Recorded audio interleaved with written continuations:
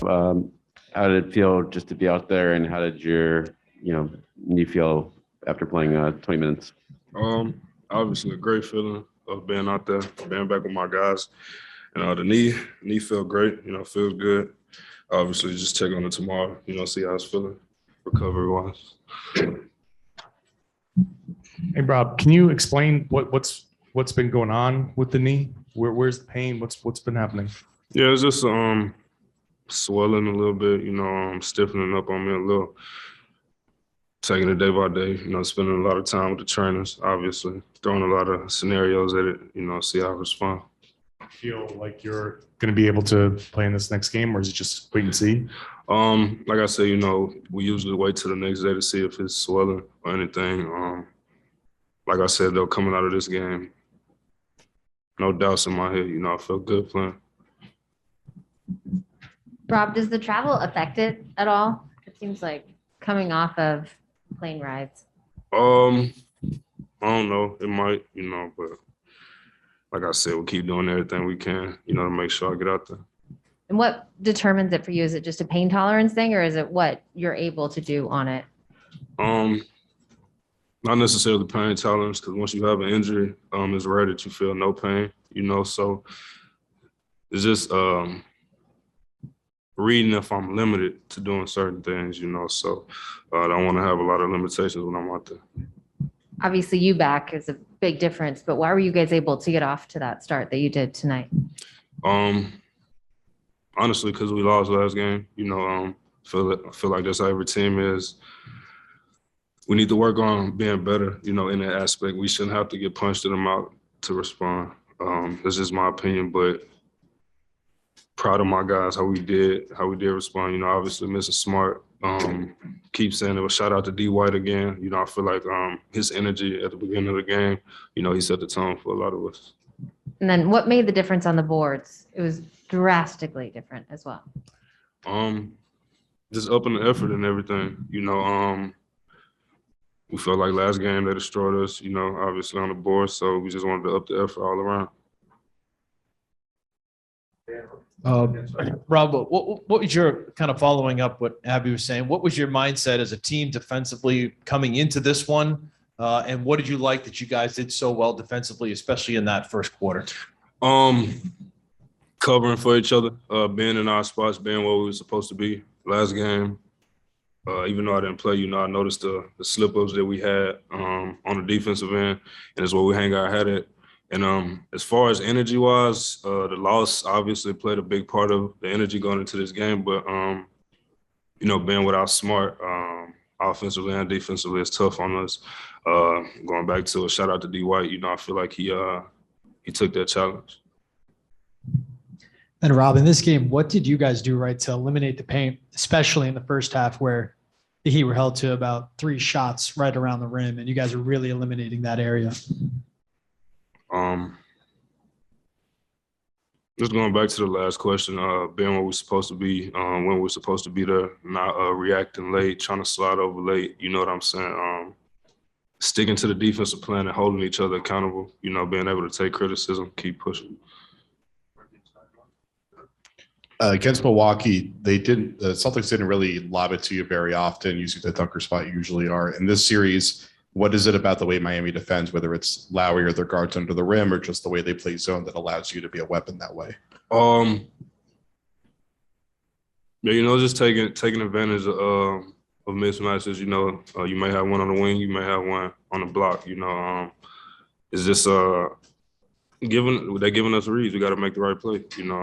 I don't necessarily think it's something a team is doing different. It's just you can never take everything away, So when they give you the read, make the simple play. Rob, you mentioned Derrick. Shoot around, he was really talking about getting aggressive. So that's what he wanted to do. He said coaches were talking to him. You guys were talking to him. Just what have you kind of been saying to him, his teammates, to get him out of the funk that he's been in? Just letting him know he can be comfortable with us. Most of all, letting him know he's welcome. I tried to do that since the day he got here. It's hard, especially in the middle of the season, coming to a team. You see guys laughing, joking, playing. You're the new guy. You know what I'm saying? So I just try to let him know, we thankful for him. You welcome to this brotherhood. Speak up when you see something. Don't be scared.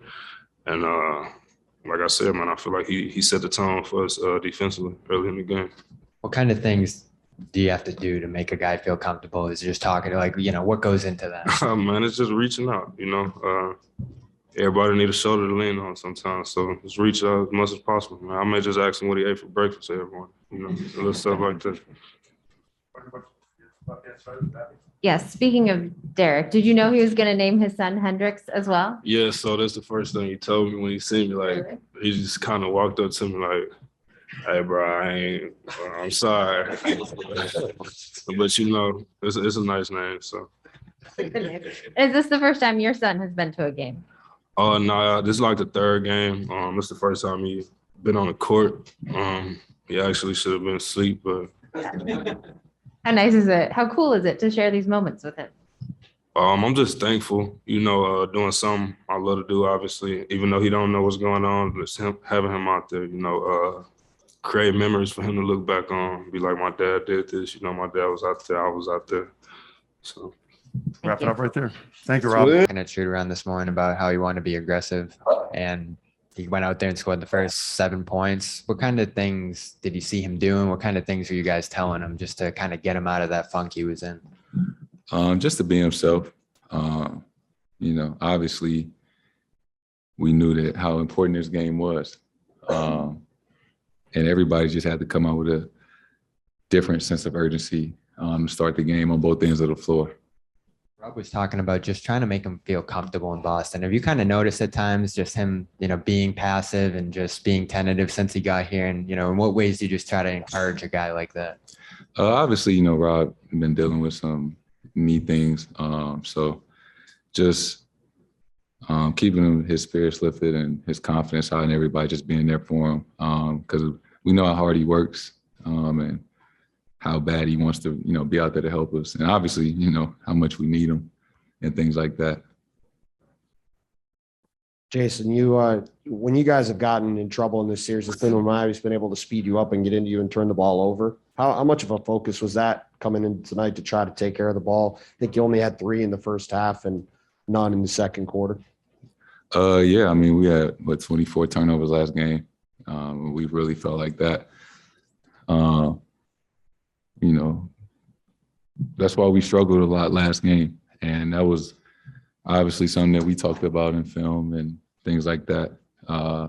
Just trying to take care of the ball and be better in that aspect.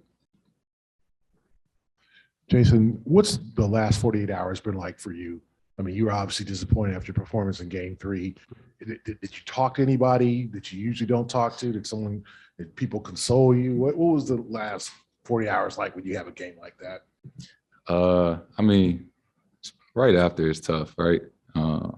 Frustrated how you played, knowing that, how important this time of the year is, and feeling like you let your teammates down, especially, we lost by like 6.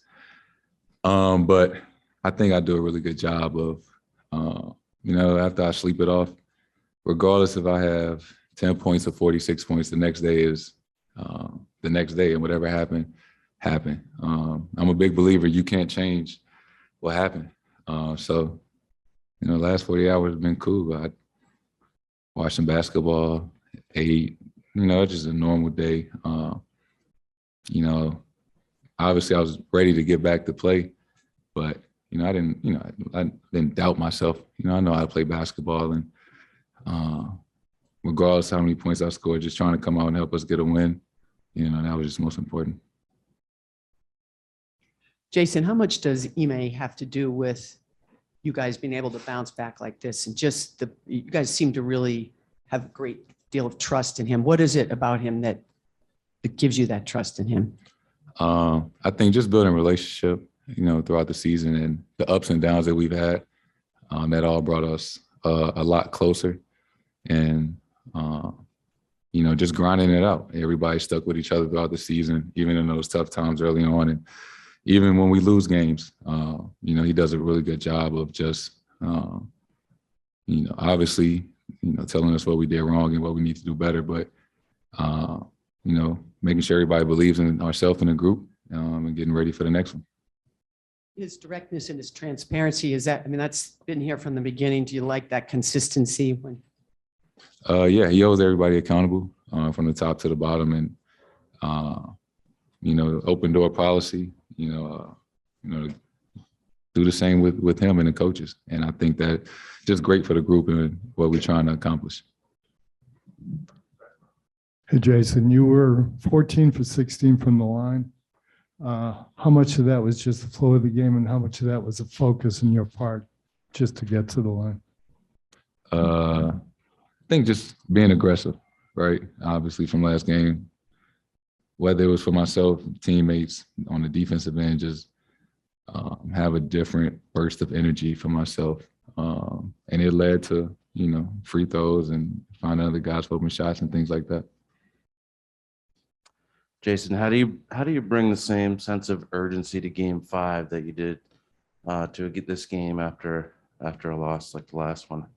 I think obviously it's 2-2, so it's kind of like a new series, best of 3. And I think just having a conversation that, I think human nature plays a part in when you win a game, you can relax a little bit. But obviously when we lose a game, we feel like the next game is do or die. And then we come out and play how we did and things like that. And I think we have to have that mindset going into Game 5 that, it is a must-win game, because tonight was essentially something like that. And, everybody knew it. We could all feel it. And I think that showed in the way we came out. You start out with an 18-1 lead, and yet the game is not going to be over just in the nature of the way this series is. How do you keep that intensity so early in the game when you're up so big and you know that Miami could push back? That is these playoff games are extremely long, and they're a really good team. And, we was down 21 the other day. We cut it to 1. So, we know that you can't let up, until the buzzer is out. Because, they hit shots in the fourth quarter. They start hitting threes. So you never want to take your foot off the gas, especially in a playoff game. Jayson, ball security, rebounding, physicality, are those adjustments, or is it just a matter of effort and urgency? Urgency. That was a focal point coming into this game, was just, have a sense of urgency on both ends of the floor from start to finish. Really starting the game better, obviously, than we did last game. And that's something that we talked about and something that we executed tonight. And then just for you, as many minutes as you've been playing, how nice was it to get some time off in the fourth quarter tonight? It was extremely nice, especially because we was winning. Thank you, Jayson. Dan Roach. Hi, Derrick. You had said this morning that you wanted to be more aggressive. Certainly starting the game with the team's first 7 points. How good did that feel for you? And was that your mindset coming in for the rest of the game? Yeah. I said this morning, if I was going to fail, I was going to do it aggressively and just try to get back to how I play and obviously get off to a good start and then just try to just keep it going for 48 minutes. Since you got traded to Boston, Robert Williams said he's tried to go out of his way to make you comfortable. What have been the challenges, not just off the court and learning about the guys, but on the court too, being comfortable playing your game the way you've always done it with a new set of teammates that probably a little more talented than you had in San Antonio? Yeah, you kind of get thrown in middle of the year, no training camp, nothing. They got something that they've established. Been playing I don't know how many months together throughout the year, and so you kind of just learning on the fly.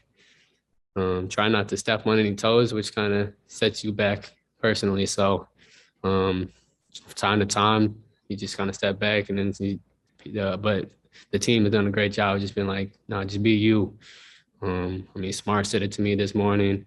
Rob says it like, I just got to do that. So that makes it a lot easier. Did the playoffs kind of challenge you in that way? Just the way some of the teams have been guarding you, to try to fight through that and still be you through all that? Yeah. I mean, each game's a little different. Each series is a little different. So, I mean, the game to game, try to just stay consistent. I mean, I've had some ups and downs, but try to come into these games with the right mindset and just do whatever it takes to help us win. So whether I do well or do bad, as long as we win, I'm happy. Derrick, obviously first time dad, new kid and everything like that. A lot of fans want to talk about that, I guess. Is there anything to like dad energy to when you play well with? I hope so. I mean, he's been a super blessing to myself and my family. I can't wait to go home and see him and just hold him. I mean, it's cool just to watch him, and I'm excited to see how he grows. Derrick, right here. This is a general question, but the percentage of shots at the rim right now in this postseason are at a 20-year low. Can you just speak to how challenging it is to get to the basket in the postseason right now? Yeah, I mean, especially this last couple series. I mean, Milwaukee had those two bigs, Giannis and Brooke, who are good rim protectors, and they were always down there. And then obviously this series, they're heavy shifted, making the driving lanes look congested. So, I mean, that's just kind of where the basketball has been evolving over the years. A lot more threes, less mid range or whatever. So it's probably going to just keep going that way for a little bit.